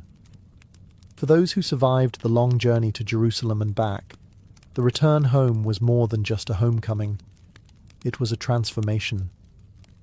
Pilgrims did not come back as the same men and women who had left. They returned marked by experience, sanctified by hardship, and carrying stories and objects that set them apart from neighbours who had never travelled beyond the next village. The first sign of this transformation was visible, the cross on their garments. Many continued to wear the symbol after their return, proof that they had fulfilled their vow. To the community, it was a badge of honour. Parish priests welcomed them back with Thanksgiving masses, while neighbours gathered to hear tales of the distant Holy Land. These stories, of Byzantium's glittering domes, of the Church of the Holy Sepulchre, of battles fought in desert heat, became part of the oral culture of medieval Europe, carried from hearth to hearth. Prestige followed naturally. A knight who had walked barefoot into Jerusalem could claim not only military honour, but also spiritual authority. His name carried weight in local courts. His words carried moral credibility. For commoners, the pilgrimage was an elevation in itself. A peasant who had stood at the sepulchre could never again be dismissed as ordinary. He had seen with his own eyes the centre of Christendom. Souvenirs and relics reinforced this aura. A flask filled with Jordan water, a splinter of olive wood from the Mount of Olives, or a cross touched to the sepulchre, became physical proof of the journey. Families displayed them in homes or parish churches, where they became objects of local devotion. In some places, these relics transformed small villages into new centres of pilgrimage, drawing visitors eager to touch a fragment of holiness brought from the East. The Crusader pilgrims' return also shaped political identity. Nobles boasted of their journey in charters, carving pilgrim crosses into their seals. Towns commemorated their warriors' vows in murals and churches, weaving the pilgrimage into civic pride. Even kings used it as propaganda, calling themselves defenders of the Holy Sepulchre to legitimize their reigns. For the individual pilgrim, however, the deepest change was inward. They had endured hunger, thirst, danger, and death. To return alive was to believe that God himself had guided their steps. Their lives became living testimony to the power of faith. The pilgrimage ended at home, but its impact lingered in every tale told, every relic displayed, every whispered prayer before a small piece of the Holy Land. By the time the last crusading armies faded from history, pilgrimage had already left its mark on medieval Europe. What began as personal journeys of penance had merged with the fury of holy war, creating a cultural hybrid unlike anything before. To be a crusader was to be both soldier and pilgrim, bound by oath, protected by indulgences, and defined by the belief that suffering and sacrifice opened the gates of heaven. The fusion of pilgrimage and warfare reshaped the medieval imagination. Knights who once fought for feudal lords now saw their battles as steps on a sacred road. Every campaign east was framed as a continuation of the pilgrim's vow. Even failure on the battlefield could be reframed as spiritual triumph, since simply setting foot on the journey was believed to cleanse the soul. Crusader sermons preached that Christ himself walked beside the armies, and each wound, hunger pang, or death along the way was part of God's plan. This ethos trickled into daily life back in Europe. Shrines and local pilgrimages flourished, modelled on the great journey to Jerusalem. Villagers who could never hope to cross the Mediterranean made smaller pilgrimages to regional holy sites, believing the same indulgences applied in miniature. The culture of walking, suffering, and praying as penance became a shared ritual across Christendom. The Crusades also institutionalized the protection of pilgrims. The military orders, Templars, Hospitallers, Teutonic Knights, were born from this need. Their dual role as monks and warriors embodied the Crusader ideal, to pray like pilgrims and fight like soldiers. Even centuries later, their memory carried the aura of men who had given their lives to safeguard the Holy Road. Perhaps most importantly, pilgrimage left behind stories. Chroniclers filled Europe with tales of brave knights, humble peasants, and devout queens who endured the journey east. These accounts were read aloud in monasteries, retold in markets, and sung by troubadours. They gave meaning not only to individual sacrifice, but to the collective identity of medieval Christendom. By 1200, the Crusader pilgrimage was more than an event. It was a cultural template.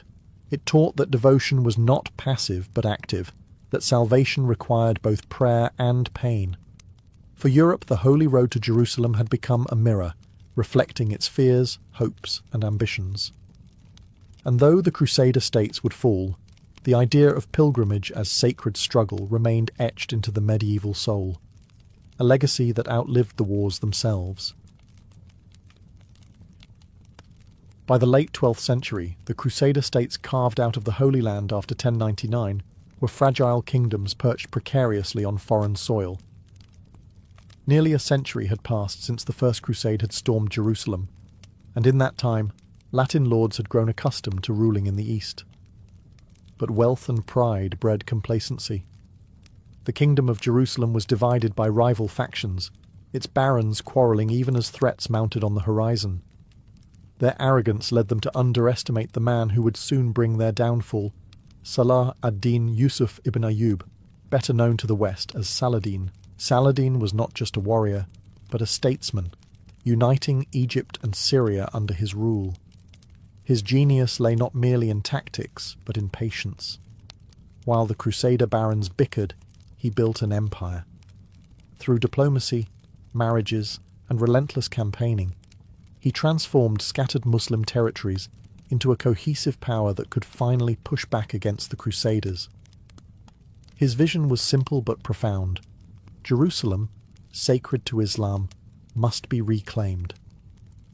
The spark came in 1187 when Reynold of Châtillon, a notoriously reckless Crusader lord, broke the fragile truce by attacking a Muslim caravan. To Saladin, this was no minor offence. It was casus belli, a holy mandate for war. He called for jihad, rallying thousands to his banner, determined to bring an end to nearly a century of foreign occupation. The decisive moment arrived at the Horns of Hattin, a double-peaked hill near the Sea of Galilee. The Crusader king, Guy of Lusignan, marched his army into Saladin's trap. With supplies low and morale crumbling, they found themselves surrounded in the blistering July heat. Saladin's forces cut off their access to water, setting grass fires to choke them with smoke. The once proud knights of Jerusalem, armoured in steel, collapsed under the sun, their thirst unquenchable, their discipline broken.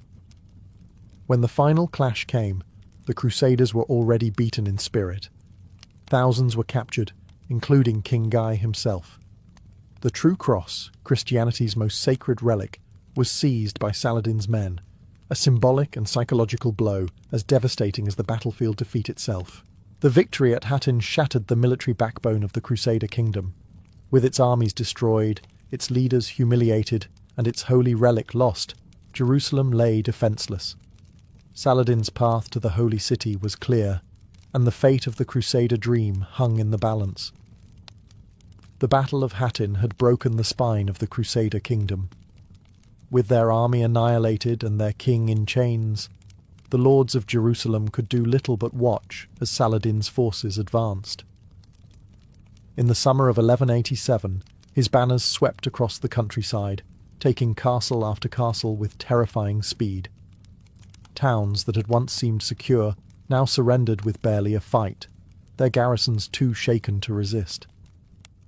What had taken the Crusaders decades to build, Saladin dismantled in weeks. His campaign was methodical. He did not rush blindly for Jerusalem. Instead, he cut away its defences piece by piece. Acre, the bustling port that connected the kingdom to Europe, fell.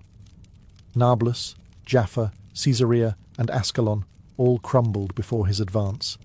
The strategy was clear: isolate Jerusalem, deny it reinforcements, and then move in for the final blow.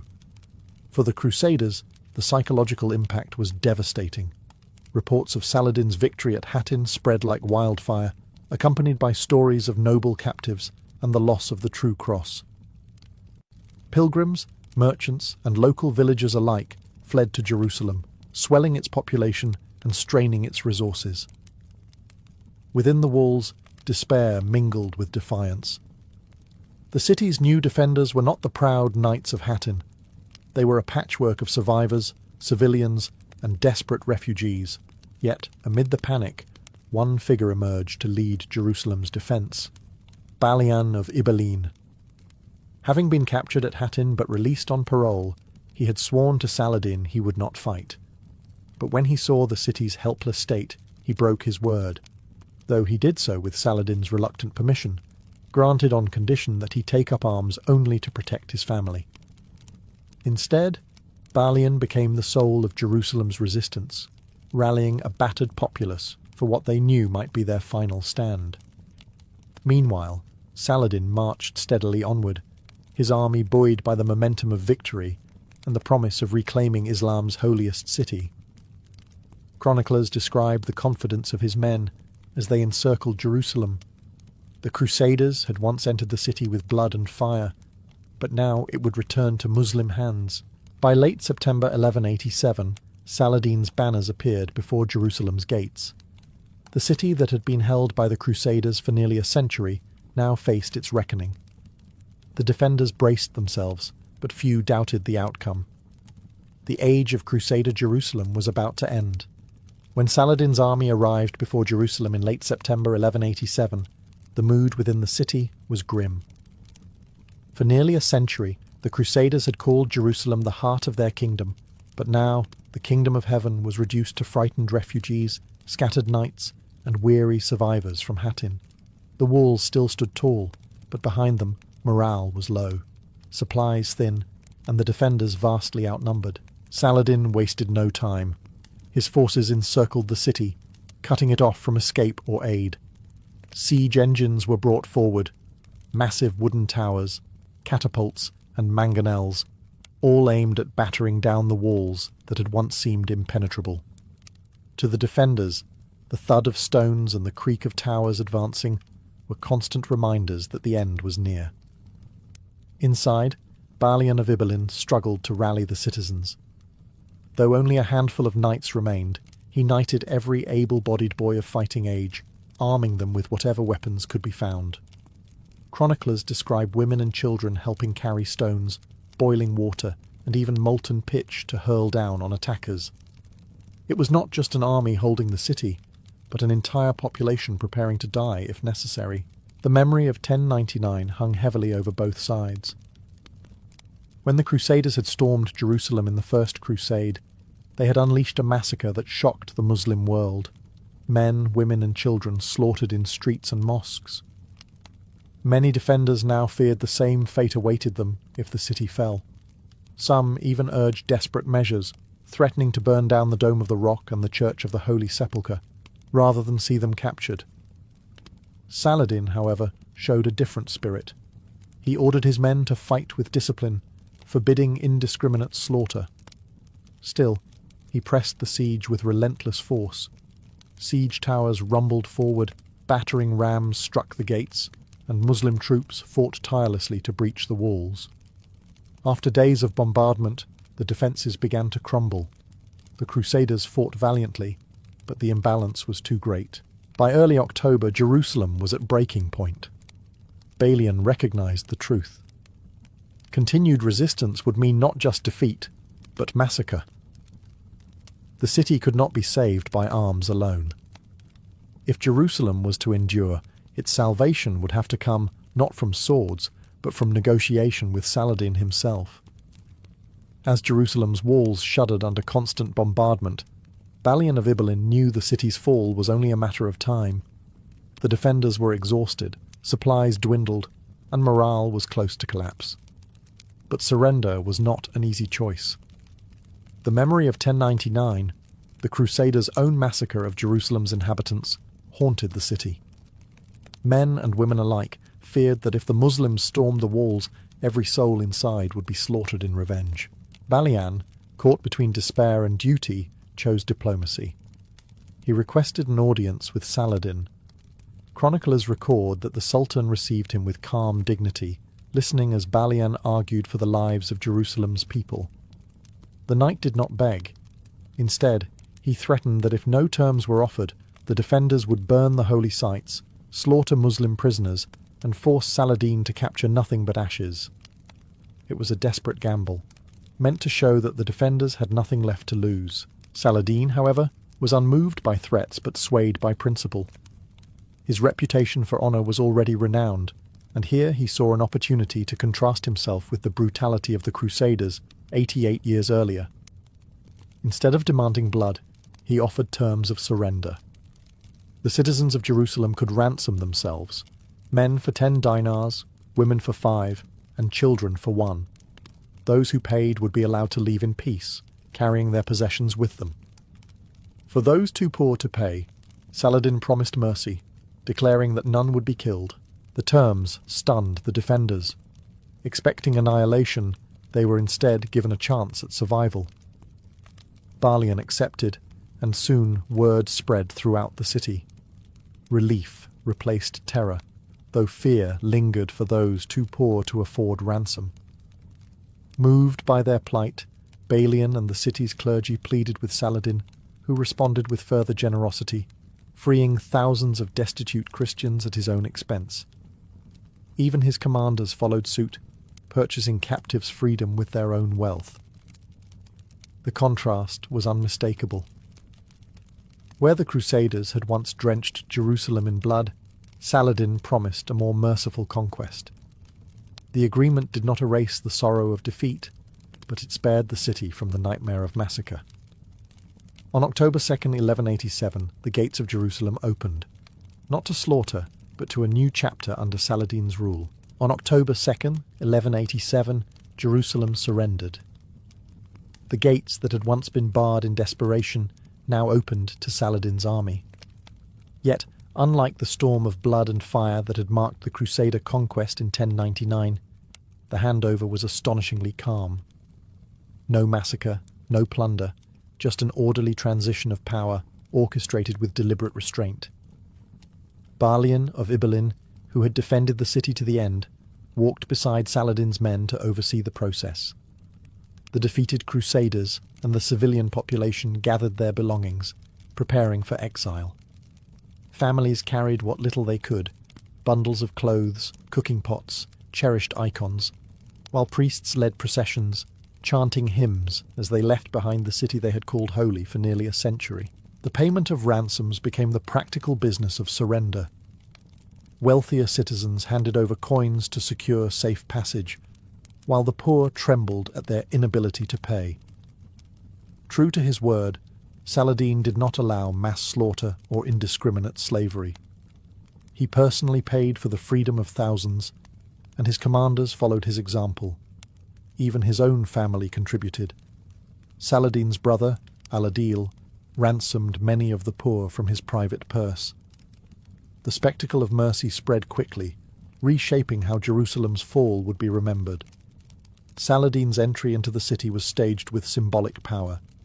He rode through the streets not in triumphal arrogance, but in humility, dismounting to pray at the Al-Aqsa Mosque, which had been used as a church under Crusader rule. The Dome of the Rock, stripped of its Christian altars, was cleansed and rededicated as a Muslim sanctuary. The city's most sacred sites were restored to their original place in Islamic devotion. The handover was not without pain. For Christians, it was an exile, a bitter end to the kingdom built with so much blood.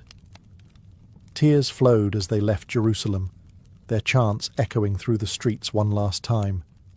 Yet even in loss, they acknowledged that Saladin had kept his word.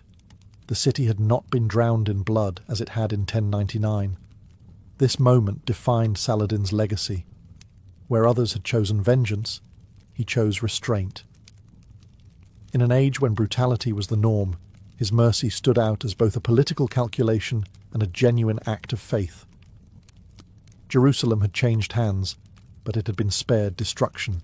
News of Jerusalem's fall reached Europe like a thunderclap. In October 1187, envoys, pilgrims and merchants carried the story westward. The holy city, held by the Crusaders for nearly a century, had been lost. For Christendom, it was more than a military defeat. It was a spiritual catastrophe. The very heart of Christian devotion, the site of Christ's passion and resurrection, was once again in Muslim hands. Pope Urban III is said to have collapsed in grief upon hearing the news, dying shortly afterward. His successor, Gregory VIII, wasted no time. In November 1187, he issued the papal bull Audita Tremendi, calling all of Christendom to arms. This was not just another campaign. It was proclaimed as the greatest crusade yet, demanding the participation of kings, nobles, and commoners alike. The loss of Jerusalem was framed as a punishment for sin, a divine chastisement that could only be answered with penance and holy war. Across Europe, pulpits thundered with sermons. Preachers painted vivid images of Christian pilgrims now barred from the Holy Sepulchre, of relics seized, of churches stripped of their altars. The true cross, captured at Hattin, became a symbol of humiliation. It was not only the city that had been lost, but also the spiritual prestige of Christendom itself. The call to arms spread with unprecedented urgency. Monarchs who had once hesitated to join crusading expeditions now felt the weight of obligation. Richard the Lionheart of England, Philip II of France, and Frederick Barbarossa of the Holy Roman Empire all took the cross, committing themselves to what would become the Third Crusade. This was the first time Europe's greatest rulers joined forces for a single crusading cause. But alongside outrage came a strange respect. Accounts of Saladin's mercy circulated in Europe, often with admiration. Chroniclers noted that he had spared lives, ransomed captives, and honoured his promises, behaviour that contrasted starkly with the bloody conquest of 1099. Some European writers even described him as a model of chivalry, a paradoxical foe both feared and admired. For ordinary Christians, however, nuance mattered little. The holy city was gone, and the road to salvation seemed blocked. Pilgrims mourned, priests wept, and villages across Europe rang with the cries of families sending fathers and sons to reclaim Jerusalem. The fall of 1187 was not just a military turning point, it was a cultural earthquake that shook the entire medieval world, and from its tremors, the greatest crusading effort in history was born. With Jerusalem secured in October 1187, Saladin's task was not finished. He had won the jewel of the Holy Land, but he knew that Europe would not let it go unchallenged. The fall of the city had been too great a shock.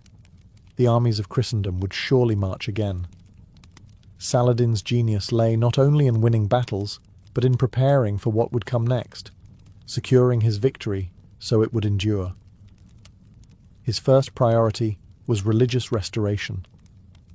The Crusaders had turned Islamic holy places into Christian shrines, and Saladin reversed this process with deliberate care. The Dome of the Rock was cleansed and rededicated to Islam, its golden dome polished and adorned with Quranic inscriptions proclaiming God's greatness. The Al-Aqsa Mosque, used as a palace and church under Crusader rule, was purified and reopened for prayer. For Muslims across the region, the liberation of Jerusalem was not only political, but spiritual, a renewal of sacred space. At the same time, Saladin maintained a careful balance with the city's Christian population. Though many departed, others remained, and he ensured that churches such as the Holy Sepulchre were not destroyed. Pilgrimage would still be allowed, albeit under Muslim rule. This decision bolstered his reputation for mercy and helped avoid unnecessary unrest. Strategically, Saladin turned to fortifications. He strengthened the city's defences, rebuilt damaged walls, and garrisoned key strongholds throughout Palestine. Castles at Jaffa, Ascalon, and Acre, either newly captured or surrendered, were repaired to create a defensive buffer. He understood that holding Jerusalem required controlling the surrounding ports and fortresses, cutting off potential Crusader reinforcements from Europe. Politically, he worked to solidify alliances. The armies that had brought him victory were not just his own. They came from across the Muslim world, Egypt, Syria, Mesopotamia.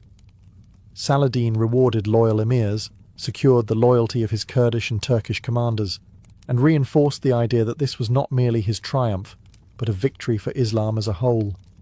His authority, already immense, now carried the prestige of the man who had restored Jerusalem to Muslim rule. But even as he consolidated power, Saladin did not underestimate his enemies. He knew the kings of Europe were rallying. The Third Crusade was coming, led by Richard the Lionheart, Philip of France, and Frederick Barbarossa. Jerusalem's recapture was the height of his glory, but it also set the stage for his greatest challenge. By 1189, word of Jerusalem's fall had galvanized Europe, and the mightiest crusading force in history began to descend on the Levant. The Third Crusade was no ragtag army of minor lords. It was led by three of Europe's most powerful rulers, Frederick Barbarossa of the Holy Roman Empire, Philip II of France, and Richard the Lionheart of England. To Saladin, this was the storm he had long anticipated. Though Frederick's sudden death on the march crippled the German contingent, the forces of Philip and Richard eventually reached the Holy Land. Almost immediately, they made their presence felt. The first major test came at Acre, where Crusader remnants had laid siege to the city since 1189. When Richard arrived in 1191, he transformed the stalemate into a relentless assault. After months of grinding battle, Acre fell. For Saladin, it was the first bitter taste of reversal since Hattin. The stage was set for a titanic struggle between two men whose reputations would become legend, Saladin and Richard. Richard was everything his epithet suggested, a warrior king of immense courage, skilled in tactics, and utterly fearless in battle. Chroniclers describe him charging into the fray with a ferocity that inspired his men and unsettled his enemies.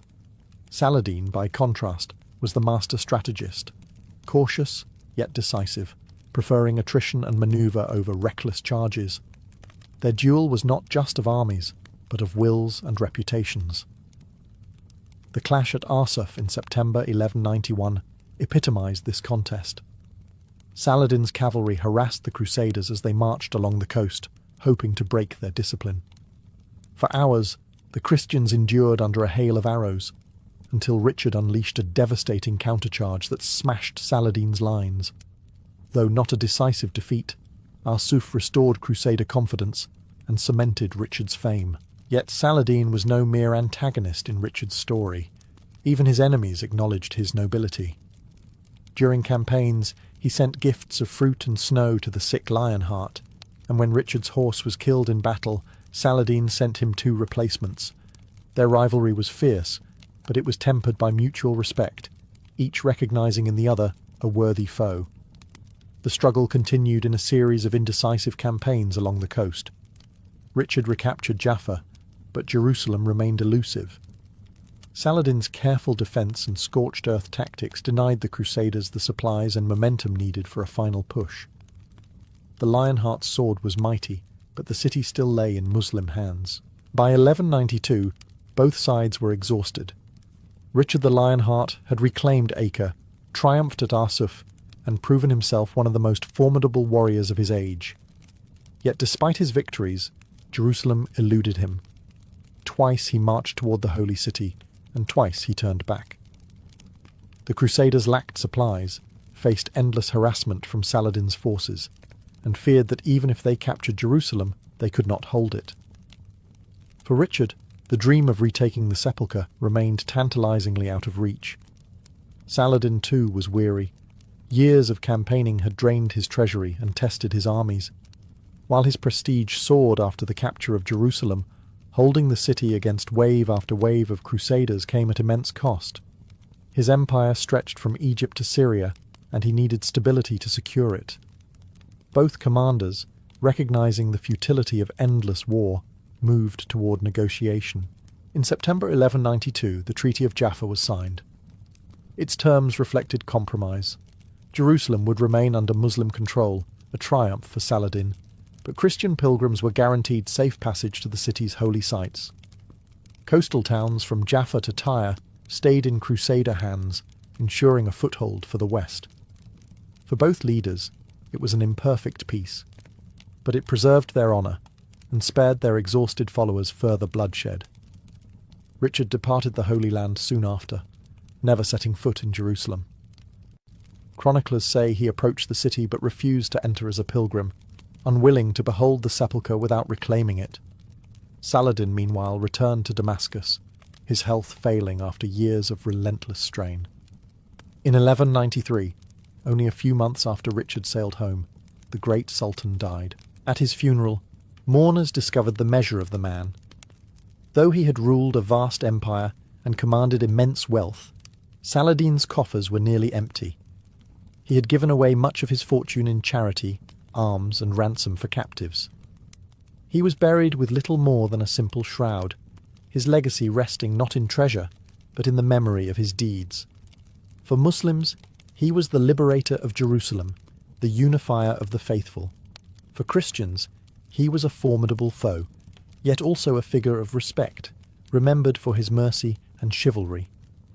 In an age of brutality, Saladin stood apart, embodying both the sword and the spirit of leadership. His name endures as the man who reclaimed the holy city, and whose mercy became as legendary as his victories.